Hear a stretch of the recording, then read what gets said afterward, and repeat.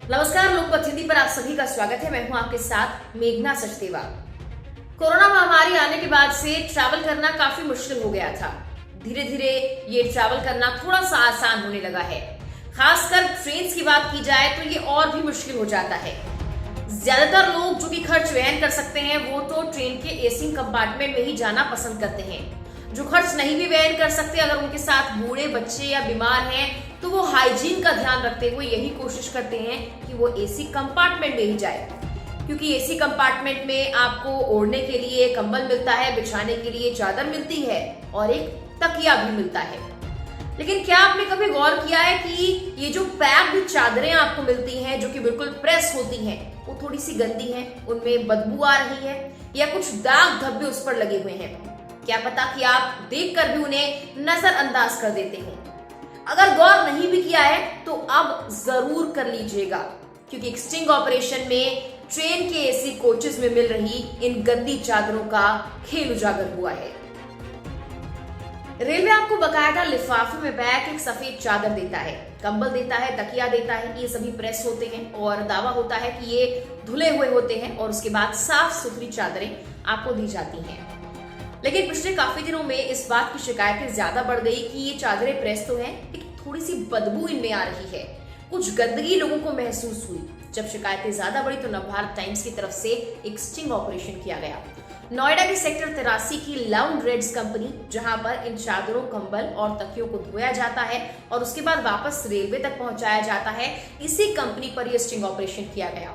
और sting operation के दौरान गंदी चादरों का पूरा खेल उजागर हो गया, यानी कि जो पहले से इस्तेमाल की हुई चादर है वो आप तक पहुंचाई जा रही थी। इस स्टिंग ऑपरेशन में और क्या क्या सामने आया और नवभारत टाइम्स की रिपोर्ट क्या कहती है, आगे आपको बताते हैं। इस रिपोर्ट के मुताबिक रेलवे में जो चादरें आपको दी जाती हैं, जब वो गंदी हो जाती हैं तो वापस वो इस कंपनी में लाई जाती हैं और ट्रक भरकर ऐसा ही हुआ। कुछ चादरें जो है वो लाई गई इस कंपनी में धोने के लिए, लेकिन इन चादरों को अलग अलग कर दिया गया। इनमें से कुछ चादरें बहुत गंदी थी और कुछ थी जो थोड़ी गंदी थी लेकिन यूज्ड थी।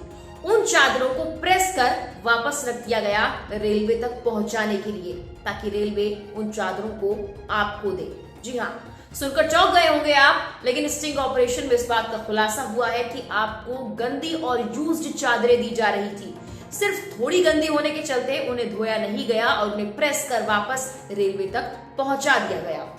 इसके बाद एक और बड़ा खुलासा हुआ है कि इन चादरों को अलग अलग करने के लिए कोडवर्ड का इस्तेमाल किया जाता था, गीली चादर और सूखी चादर।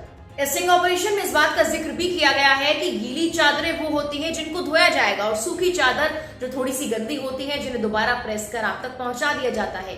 जो साफ चादर भी होती है उन्हें इन्हीं गंदी चादरों के साथ मिला दिया जाता है, ताकि आपको एहसास ही ना हो कि आपको गंदी या फिर दोबारा यूज की हुई चादर पहुंचाई जा रही है। देखिए, रेलवे इन कंपनियों को लाखों करोड़ देता है चादर धोने के लिए। कर्मचारियों के मुताबिक एक चादर के 7 रुपए दिए जाते हैं ताकि उसे धोया जाए और प्रेस कर वापस रेलवे तक साफ सुथरी चादर पहुंचाई जाए। यानी कि लाखों करोड़ों का गबन और गंदी चादरों का खेल धड़ल्ले से चल रहा था। लेकिन इस कंपनी के अंदर सीसीटीवी लगे चलते भी हैं या फिर नहीं, इसकी कोई गारंटी नहीं। स्टिंग ऑपरेशन में इस बात का खुलासा भी हुआ है कि जो कर्मचारी इस कंपनी के अंदर काम कर रहे हैं, जिन्हें इन चादरों को प्रेस करने का, धोने का काम दिया गया है, वो इस पर सोते हैं, इससे हाथ पैर साफ करते हैं, फिर इन्हीं चादरों को प्रेस कर वापस रेलवे को पहुंचा देते हैं। और रेलवे इसी कंपार्टमेंट में जब आप ट्रैवल करते हैं तो आपको यही चादरें देता है। देखिए, रेलवे इन सभी कंपनियों का इंस्पेक्शन करता है। जो भी कंपनी रेलवे को सर्विस देती है वो उसका इंस्पेक्शन करता ही है। अब जब ये स्टिंग ऑपरेशन सामने आया है तो इस तरह के इंस्पेक्शन को रेलवे की तरफ से और कड़ा करने की बात कही गई है। लेकिन सवाल ये कि रेलवे की इस लापरवाही न जाने कितने ही लोगों पर कोरोना के बाद खासकर अब भारी पड़ चुकी होगी। कितने ही लोग बीमारियों की जद में इन गंदी चादरों की वजह से आ चुके होंगे, इसका अंदाजा लगाना भी मुश्किल है। फिलहाल के लिए इस वीडियो में इतना ही। तमाम और देश दुनिया की खबरों के लिए आप लोकमत हिंदी को सब्सक्राइब जरूर कीजिए।